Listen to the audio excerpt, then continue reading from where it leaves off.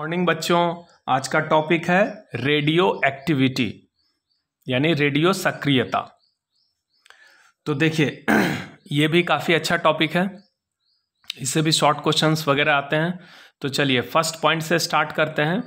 Nucleus disintegration या decay is called radio activity.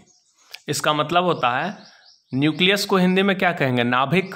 Disintegration, integration का मतलब होता है जोड़ना, डिसइंटीग्रेशन का मतलब होता है तोड़ना, तोड़ना मतलब ब्रेक करना, और डिके होने का मतलब भी होता है वही टूटना। तो न्यूक्लियस डिसइंटीग्रेशन यानी नाभिक के टूटने की प्रक्रिया को या घटना को रेडियो एक्टिविटी कहते हैं।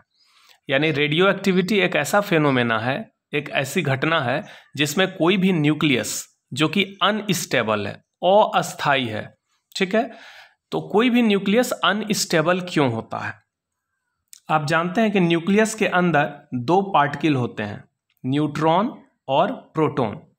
अगर न्यूट्रॉन और प्रोटॉन का रेशियो 1.5 से कम है या बराबर है तो वह अस्थायी नाभिक माना जाता है, यानी स्टेबल।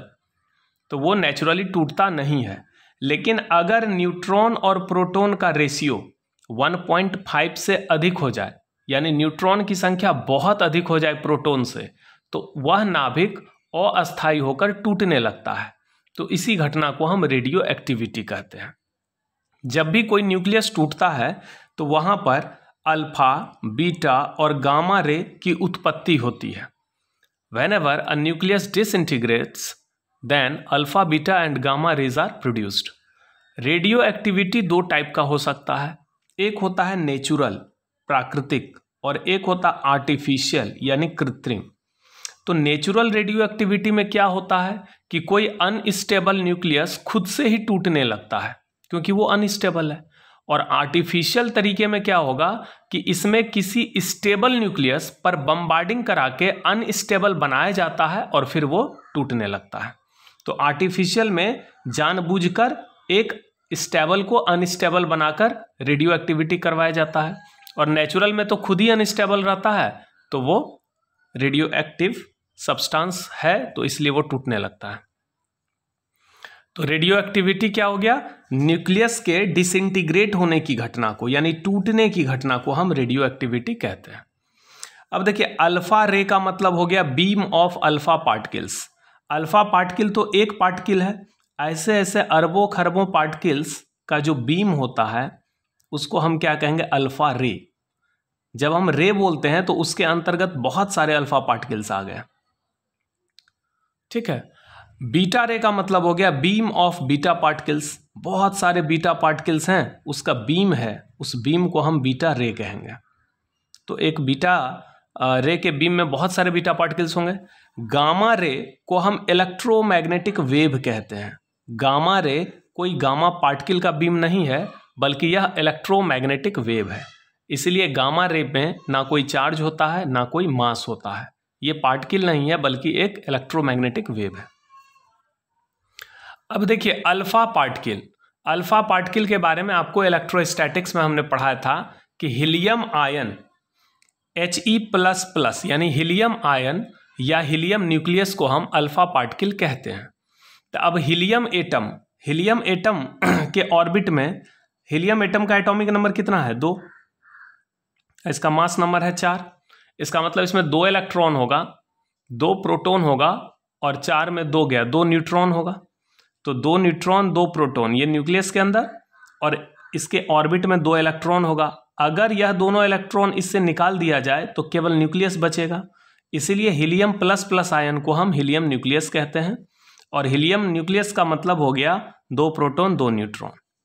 बीटा पार्टिकल दो टाइप का होता है, एक होता है बीटा माइनस, एक होता है बीटा प्लस।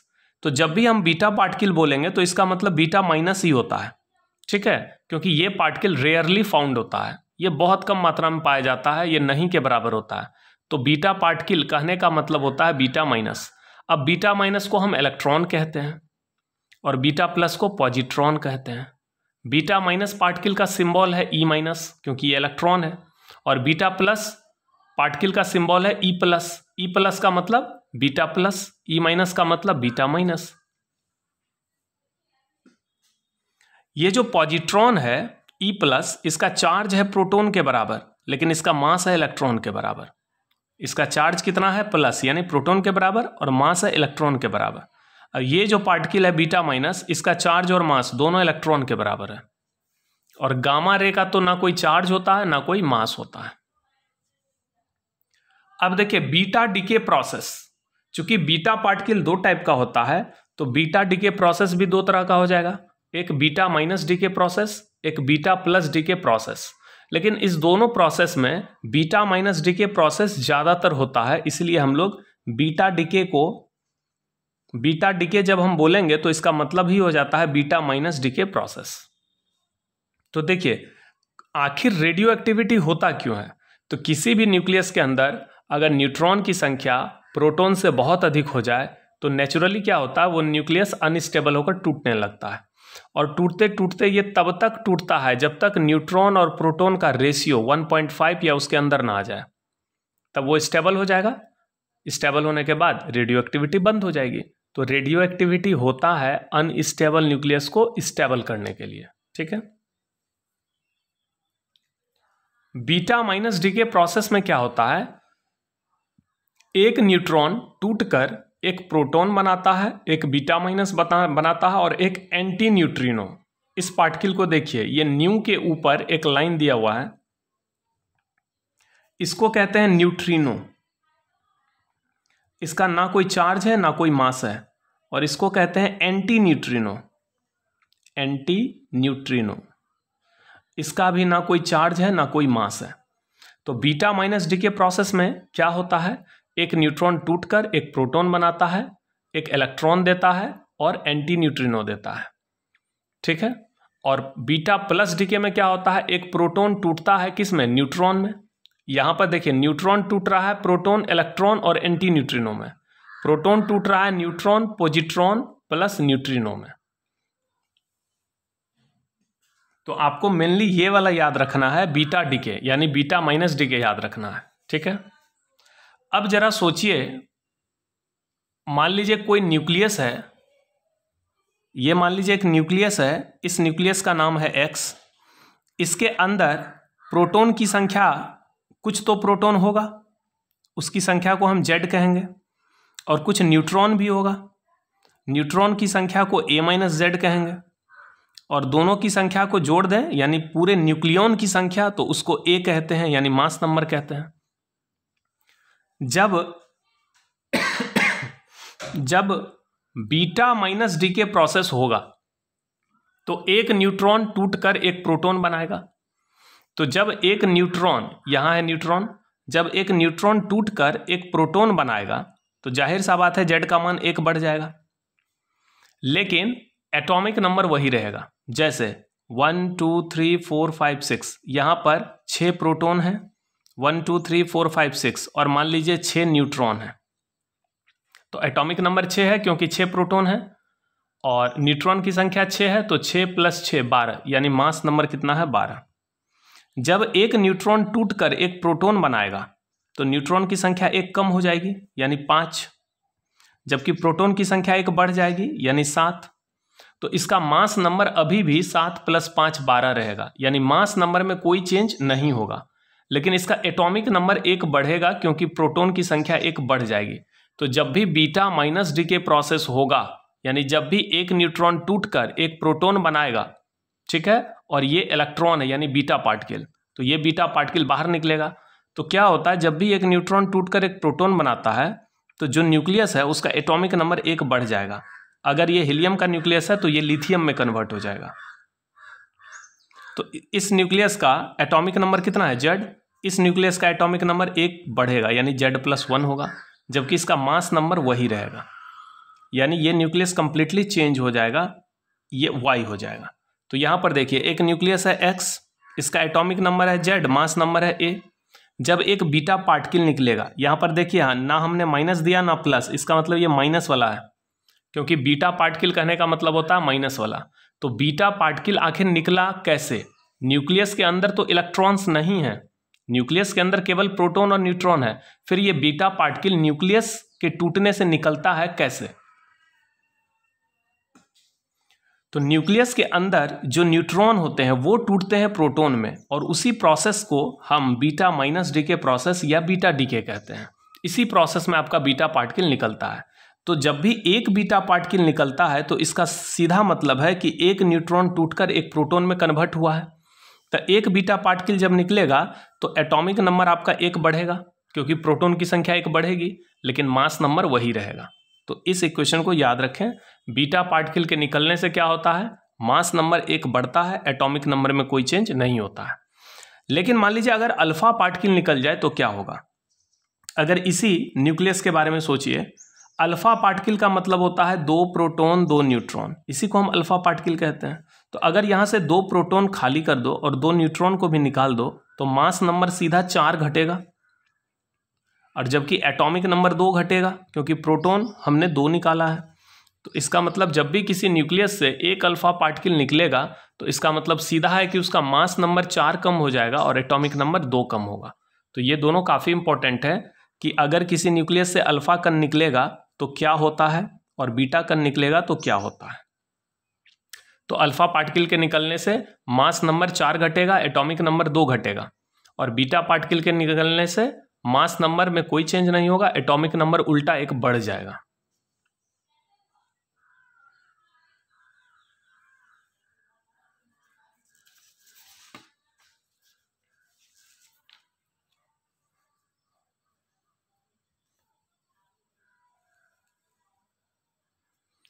अब देखिए क्या है डिसइंटीग्रेशन लॉ।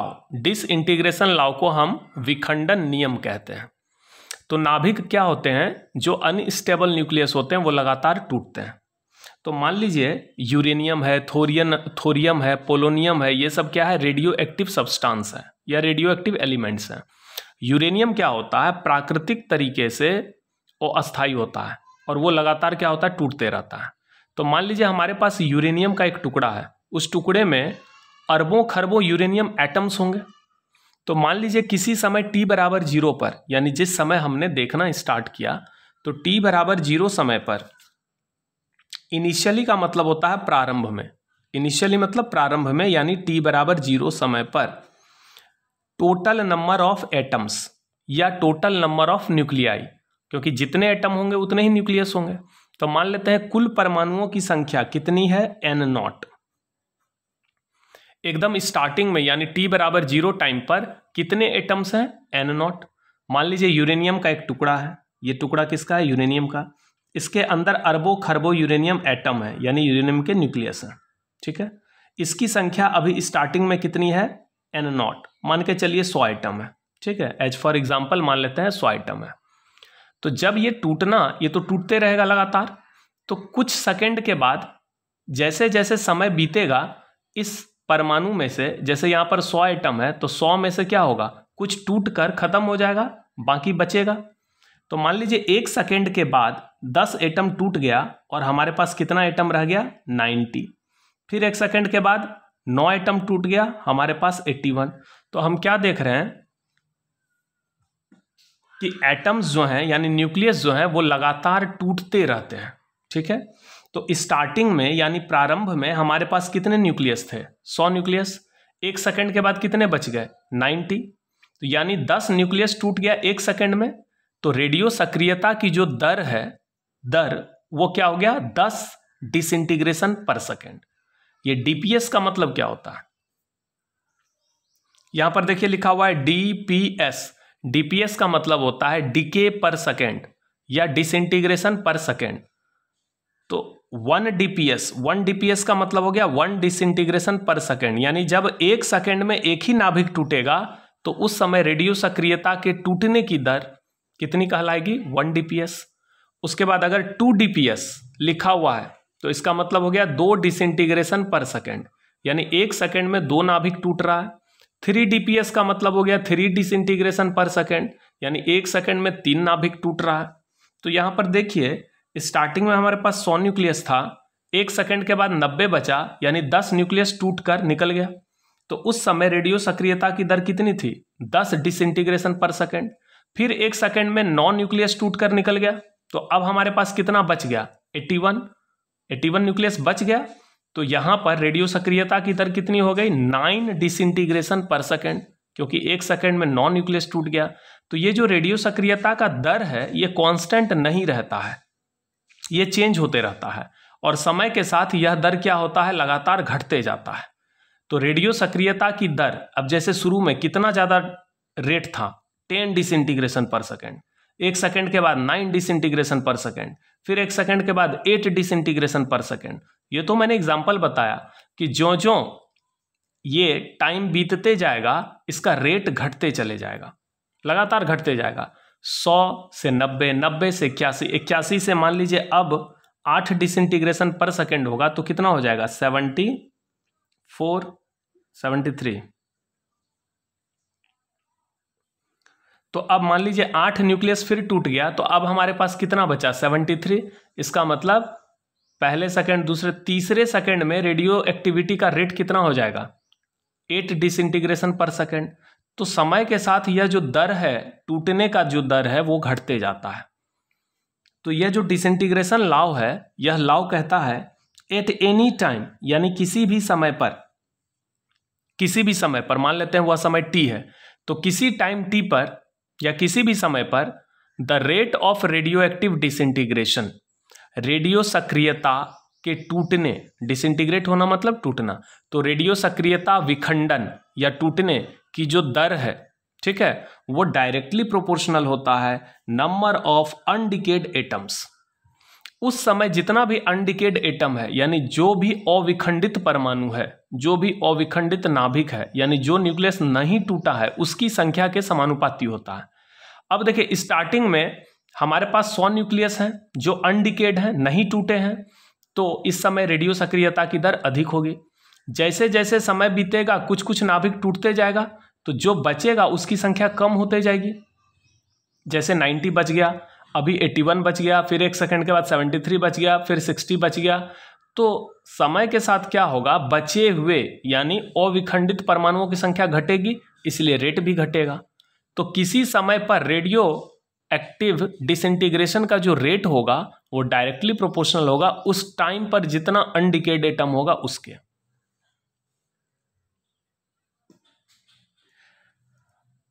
स्टार्टिंग में एकदम इनिशियली हमारे पास कितना अनडिकेड एटम है, 100, तो इस समय रेडियो सक्रियता की जो दर होगी, रेट होगी, वो 100 के प्रोपोर्शनल होगा।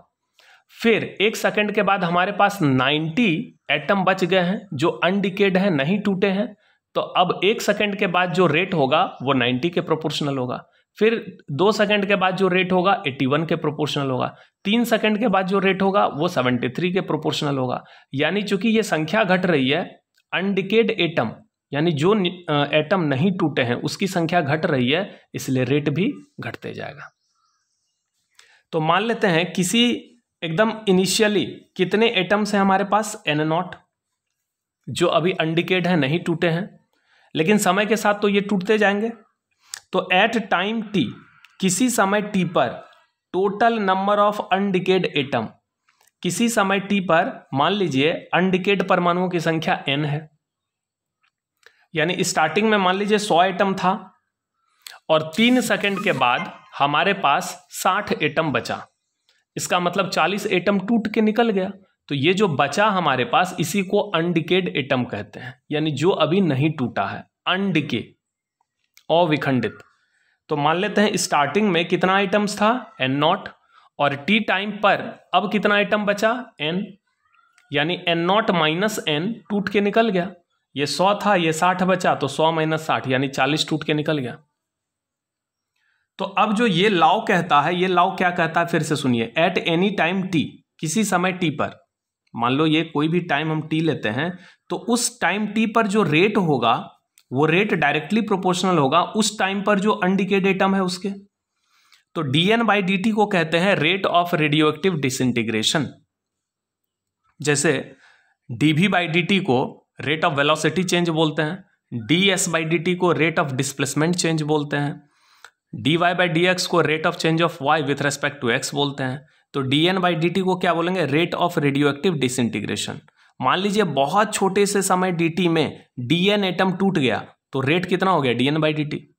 मान लीजिए 3 सेकंड में 12 न्यूक्लियस टूट गया, 3 सेकेंड में 12 न्यूक्लियस टूट गया, 3 सेकेंड में 12 न्यूक्लियस टूट गया, तो 1 सेकेंड में कितना टूटेगा? 12/3 4, तो यही हो गया 4 डिसइंटीग्रेशन पर सेकेंड। ये रेट कहलाएगा। रेट का मतलब होता है एक्टिविटी, एक्टिविटी का मतलब होता है सक्रियता, यानी क्या दर है, टूटने का दर क्या है, क्योंकि ये तो लगातार टूटते जाता है और कांस्टेंट रेट से नहीं टूटता है। ये नहीं कि अगर 1 सेकंड में 10 टूट रहा है तो हमेशा 1 सेकंड में 10 ही टूटेगा। वो रेट डिपेंड करता है, डायरेक्टली प्रोपोर्शनल होता है अनडिकेड एटम की संख्या के। तब मान लीजिए किसी टाइम t पर हमारे पास n अनडिकेड एटम है, तो जो रेट होगा dN/dt वो डायरेक्टली प्रोपोर्शनल होगा n के। किसी टाइम t पर रेट क्या होगा? dN/dt। एक स्मॉल टाइम dt में कितना एटम टूट गया? dn एटम टूट गया, तो 1 सेकंड में कितना टूटेगा? dN/dt। इसको क्या कहेंगे? Rate of radioactive disintegration. Minus sign बता रहा है कि समय के साथ ये दर घटते जाएगा, और यह दर किसके प्रोपोर्शनल है? तो जितना एटम हमारे पास बचा हुआ है, तो t टाइम पर कितना एटम बचा हुआ है? n, तो इसी के प्रोपोर्शनल होगा। अब समय के साथ n घटेगा तो रेट घटेगा।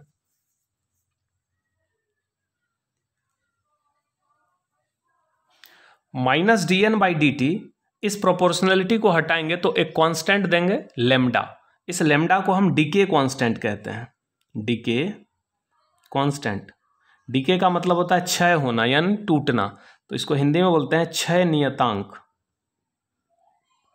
ये कांस्टेंट होता है, तो is equal to lambda into N. ठीक है, अब इस n को उठा के इसके नीचे कर देते हैं और dt को उठा के इधर कर देते हैं, तो -dN/n equal to lambda dt। अब क्या करते हैं? इंटीग्रेशन करते हैं। dN/n का इंटीग्रेशन और इधर लेम्डा dt, ये माइनस को उठा के इधर कर दो, तो माइनस लेम्डा dt का इंटीग्रेशन। अब चूंकि यहाँ टाइम है, dt है, तो टाइम का इनिशियल वैल्यू 0 है और किसी टाइम t पर यानी 0 से t इंटीग्रेशन होगा। और ये dN का मतलब क्या हो गया? Number of atom. तो नंबर ऑफ एटम का इनिशियल वैल्यू, यानी जब टाइम 0 था तो उस समय हमारे पास कितना एटम था? n0। लेकिन t टाइम पर हमारे पास कितना एटम बचा? n। ठीक है, अब dN/n का इंटीग्रेशन क्या होगा? dx/x का इंटीग्रेशन होता है log x, बेस में e होता है। dx/x का इंटीग्रेशन क्या होता है? dx/x इंटीग्रेशन होता है log x, बेस में e होता है जो लिखा नहीं जाता है, तो log x बेस e को हम कहते हैं ln x। dz/z का इंटीग्रेशन होगा ln z, तो dN/n का इंटीग्रेशन होगा ln n। कहां से कहां? n0 से n, और इधर माइनस लेम्डा कांस्टेंट है, ये बाहर कर लो। dt का इंटीग्रेशन हो गया t, उसमें ऊपर और नीचे का वैल्यू सेट करोगे तो माइनस लेम्डा t हो जाएगा।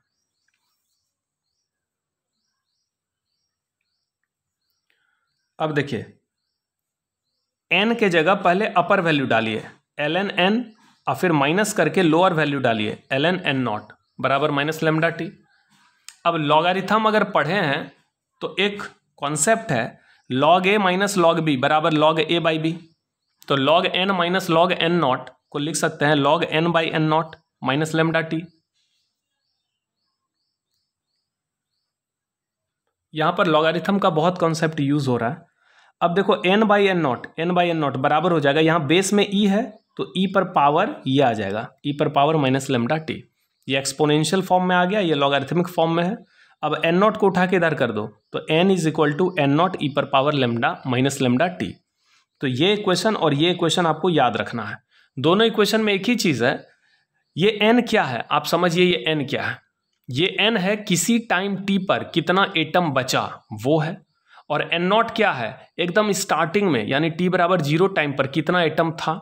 मान लीजिए 100 एटम था स्टार्टिंग में, तो n0 का वैल्यू 100 हो गया। अब 3 सेकंड के बाद हमारे पास 60 एटम बचा, जो टूट गया उसको छोड़ दो, जो बच गया 60 एटम उसकी संख्या है n, यानी अनडिकेड एटम की संख्या है। कितने सेकंड पर? 3 सेकंड पर, और t का वैल्यू हो गया 3 सेकंड। तो यहां पर t टाइम पर कितना एटम है? n एटम बचा हुआ है, और n0 क्या है? एकदम t बराबर 0 टाइम पर एटम की संख्या।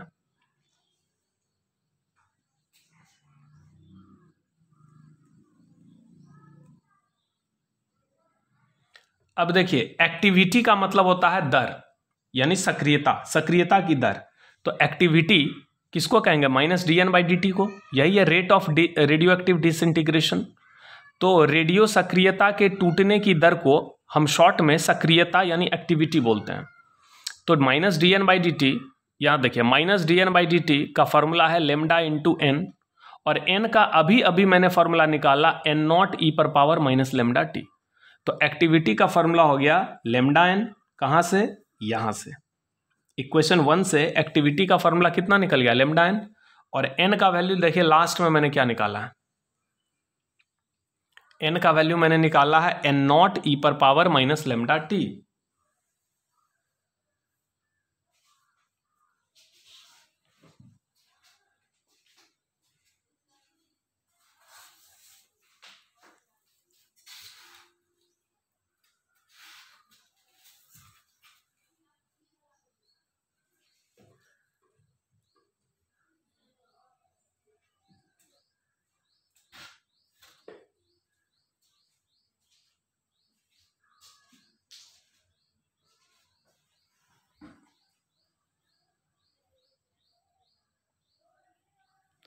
तो ये तो हो गया एक्टिविटी का वैल्यू। अब देखिए एक्टिविटी का जो एसआई मात्रक है, SI unit of activity is Becquerel. Becquerel का सिंबल हो गया BQ। एक बैकरेल का मतलब होता है एक डिसइंटीग्रेशन पर सेकेंड। अगर 1 सेकेंड में एक नाभिक टूट रहा है तो उस समय सक्रियता की दर कहलाएगी 1 बैकरेल। मान लीजिए किसी समय अगर 1 सेकेंड में एक ही नाभिक टूट रहा है तो उसको कहेंगे 1 डिसइंटीग्रेशन पर second, that means 1 Becquerel. Becquerel एक साइंटिस्ट का नाम है जिन्होंने रेडियो एक्टिविटी पर बहुत सारे एक्सपेरिमेंट किए थे। और अदर यूनिट है क्यूरी। मैडम क्यूरी का नाम सुने होंगे, जिन्होंने रेडियो सक्रियता पर काफ़ी खोज किए थे। तो अदर यूनिट हो गया क्यूरी, जिसका सिंबल है CI। एक क्यूरी का मतलब होता है 3.7 × 10⁻10 डिसइंटीग्रेशन पर सेकेंड। यानी अगर 1 सेकेंड में इतना न्यूक्लियस टूट रहा है तो इतना डिसइंटीग्रेशन पर सेकेंड हो जाएगा रेट, उसी को 1 क्यूरी कहेंगे। तो 1 क्यूरी का मतलब हो गया 3.7 × 10⁻10 DPS, और 1 DPS को 1 बैकरेल कहते हैं, 2 DPS को 2 बैकरेल कहेंगे, 3 DPS को 3 बैकरेल कहेंगे, तो इतना DPS को इतना बैकरेल कहेंगे। तो एक क्यूरी बराबर होता है 3.7 × 10⁻10 बैकरेल। तो अगर एग्जाम में आ जाए कि रेडियो सक्रियता की दर का एसआई मात्रक क्या है, तो एसआई मात्रक तो बैकरेल है, लेकिन इसका प्रैक्टिकल यूनिट या अदर यूनिट क्या है, क्यूरी, क्योंकि एक क्यूरी में इतना बैकरेल होता है। और आप भी जानते हैं कि यूरेनियम के एक छोटे से टुकड़े में अरबों खरबों एटम होंगे, तो 1 सेकेंड में तो लाखों की संख्या में, करोड़ों की संख्या में नाभिक टूटते हैं, तो वहां पर बड़ा मात्रक इस्तेमाल होता है क्यूरी।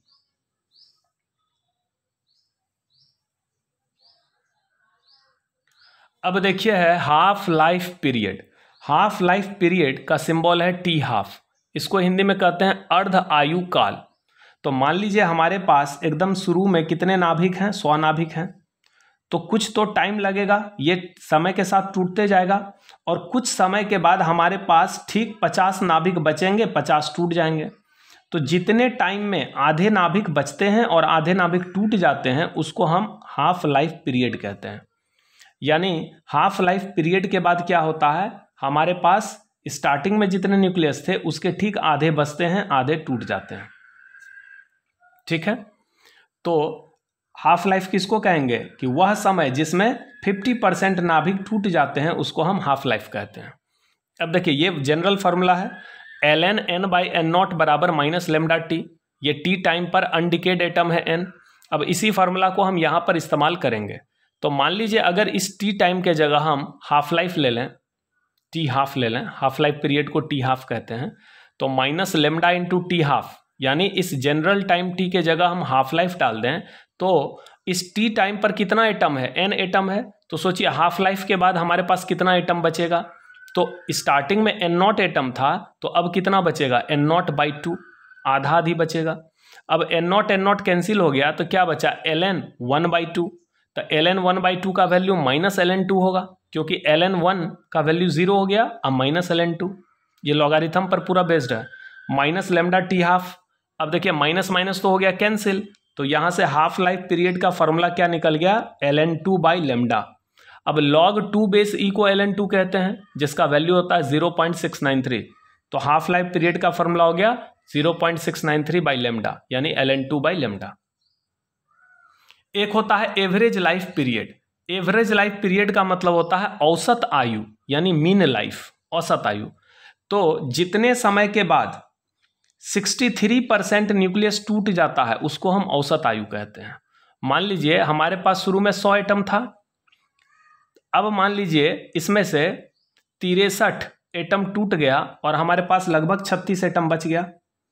तो जितने टाइम में 63% डीके हो गया, यानी टूट गया, 50% टूटा था तो हाफ लाइफ पीरियड कहलाता है। वह समय जिसमें 50% टूट जाए हाफ लाइफ कहलाएगा। वह समय जिसमें 63% टूट जाए उसको एवरेज लाइफ कहेंगे।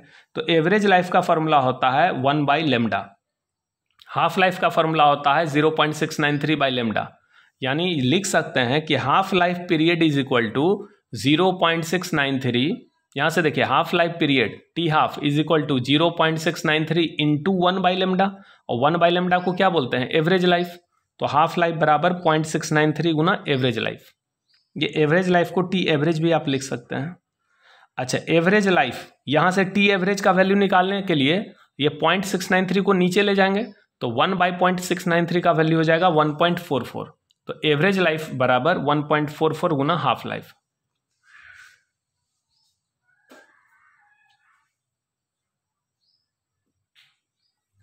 तो ये तो था half life period, average life period. अब जरा सोचिए हमारे पास स्टार्टिंग में कितना न्यूक्लियस है, N0। एक हाफ लाइफ के बाद कितना बचेगा, N0/2 बचेगा, यानी N0/2 टूट जाएगा। फिर एक और हाफ लाइफ के बाद फिर इसका आधा बचेगा, यानी N0/2 को फिर 2 से डिवाइड करेंगे तो N0/2 स्क्वायर, यानी 2 हाफ लाइफ के बाद कितना बचेगा, N0/2 स्क्वायर। फिर एक और हाफ लाइफ के बाद इसका ठीक आधा टूटेगा और इसका आधा बचेगा, तो इसको फिर 2 से डिवाइड करेंगे तो N0/2 क्यूब। 3 हाफ लाइफ के बाद इतना बचेगा।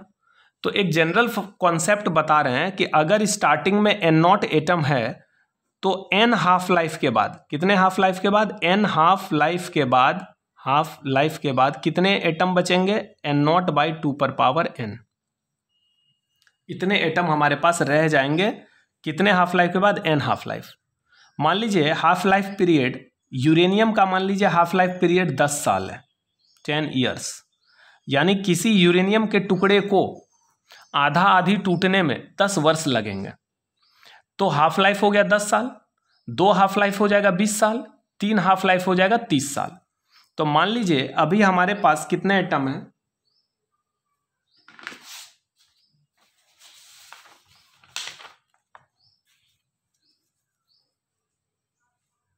मान लीजिए यूरेनियम का हाफ लाइफ 10 ईयर है, ठीक है। अभी मान लीजिए हमारे पास 100 एटम्स हैं स्टार्टिंग में, तो 10 साल के बाद कितने बचेंगे, यानी एक हाफ लाइफ के बाद कितने बचेंगे, 50 बचेंगे और 50 टूट जाएंगे तो 50 बचेंगे। फिर 10 साल के बाद कितने बचेंगे, 25। फिर 10 साल के बाद कितने बचेंगे, 12.5 बचेंगे ना।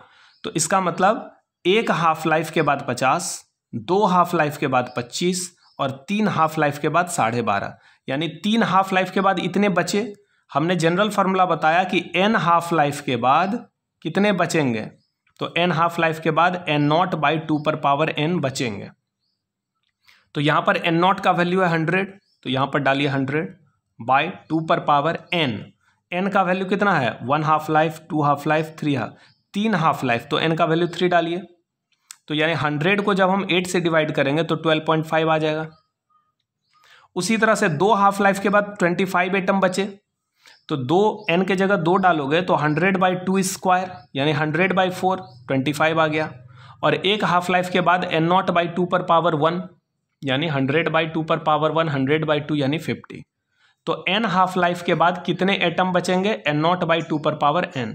और कितने टूट गए, तो N0, स्टार्टिंग में कितने एटम थे, N0, इतने बच गए, यानी टूट कितने गए, N0 माइनस N0/2 पर पावर n।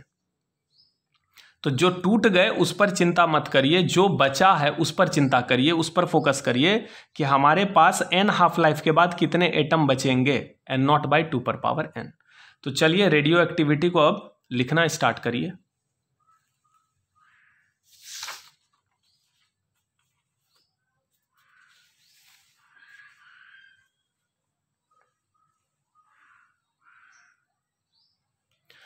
यहां से स्टार्ट है topic the phenomenon of disintegration और decay of nucleus of an atom is called radio activity.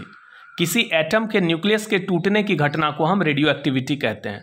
As a result of radioactivity nucleus emits alpha beta and gamma rays. Alpha rays are helium nucleus, beta rays are electrons and gamma rays are electromagnetic wave या electromagnetic radiation. अब note में देखिए, कोई nucleus है X, atomic number है Z, mass number है A। इससे जब एक अल्फा पार्टिकल निकलेगा तो ये एक नए न्यूक्लियस Y में कन्वर्ट होगा, मास नंबर 4 घटेगा, एटॉमिक नंबर 2 घटेगा। लेकिन अगर कोई न्यूक्लियस X है जिसका atomic number Z, mass number A है, उससे अगर एक बीटा पार्टिकल निकलेगा यानी बीटा माइनस निकलेगा तो उसका एटॉमिक नंबर 1 बढ़ेगा, मास नंबर वही रहेगा। ये X है, ये Y है, ये X है, ये Y है।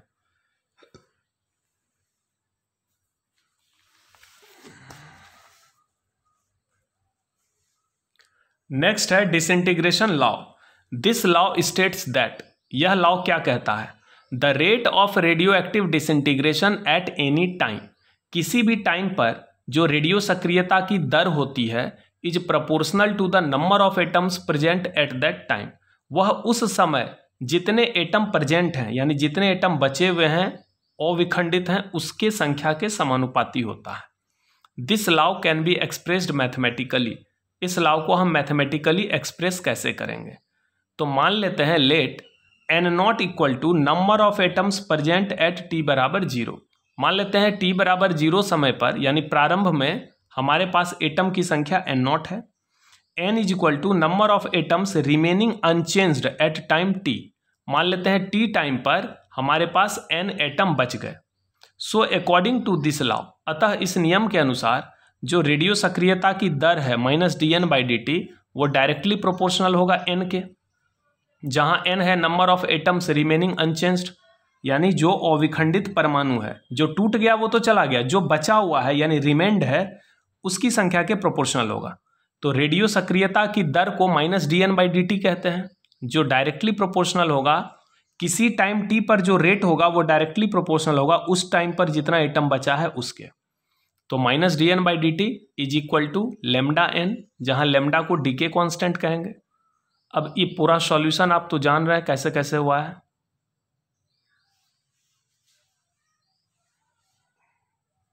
ये आप कहोगे इक्वेशन 1, यहां से रेट का फॉर्मूला मिल जाएगा।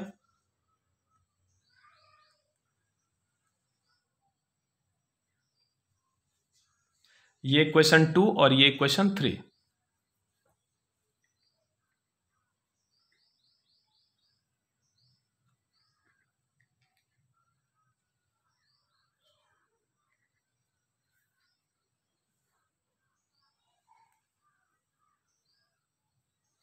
From equation 1 -dn/dt is equal to lambda N, और एन का वैल्यू ये रख सकते हैं। तो इसको हम लोग एक्टिविटी कहते हैं। एक्टिविटी मतलब रेट को ही एक्टिविटी कहते हैं, यानी the number of decays per unit time, यानी 1 सेकेंड में कितना एटम डिके कर रहा है, यानी उसी को डिके रेट बोलते हैं। तो डिके रेट बोलिए, डिसइंटीग्रेशन रेट बोलिए, rate of radioactive disintegration बोलिए, एक्टिविटी बोलिए, इस सब का मतलब एक ही चीज हुआ, रेट, किस दर से टूट रहा है।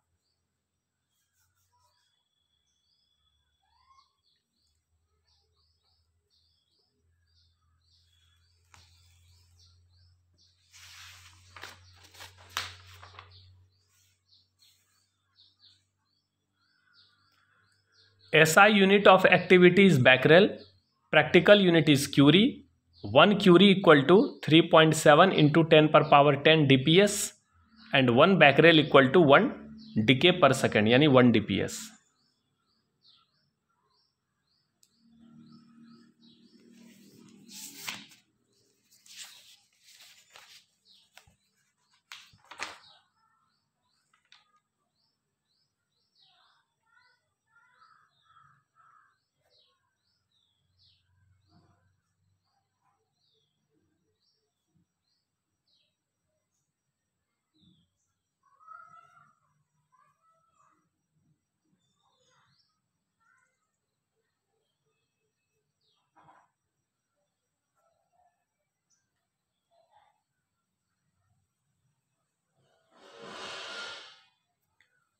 Half life period, the time during which half of the total number of atom disintegrate is called half life period. जिस समय में आधे परमाणुओं की संख्या टूट जाती है और आधे परमाणुओं की संख्या बचती है, उसको हाफ लाइफ पीरियड कहते हैं। अब ये जो इक्वेशन 2 है, यह इक्वेशन 2 बता रहा है किसी टाइम t पर कितना एटम बचता है n। तो अगर टाइम t का वैल्यू हम हाफ लाइफ पीरियड के बराबर लेंगे तो हाफ लाइफ के बाद कितना एटम बचेगा, तो स्टार्टिंग में कितना था n0, उसका हाफ बचेगा। अब देखिए ये n0 कैंसिल हो जाएगा तो क्या बचेगा, ln 1/2। तो ln 1/2 को लिख सकते हैं ln 1 माइनस ln 2। ln 1 का वैल्यू 0 होता है, यानी log 1 का वैल्यू किसी भी बेस के लिए 0 होता है। तो वैल्यू कितना आ जाएगा, माइनस ln 2। तो half life period equal to 6.693 by lambda. 0.693 ये ln 2 का वैल्यू होता है, यानी log 2 base e।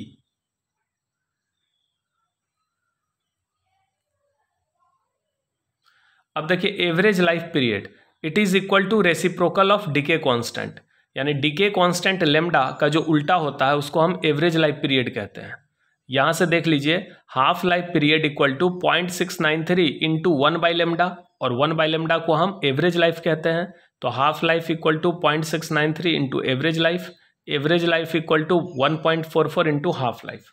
Half life में 50% टूटता है, एवरेज लाइफ में 63% टूटता है, तो एवरेज लाइफ अधिक होगा हाफ लाइफ से। After N half lives, N अर्ध आयु गुजरने के बाद नंबर ऑफ अनडिकेड एटम्स, तो एन हाफ लाइफ के बाद हमारे पास कितना एटम अनडिकेड होगा जो नहीं टूटा रहेगा, n0/2 n। तो चलिए रेडियो एक्टिविटी यहां पर आज खत्म हो गया। अब हिंदी मीडियम वाले लिखिए।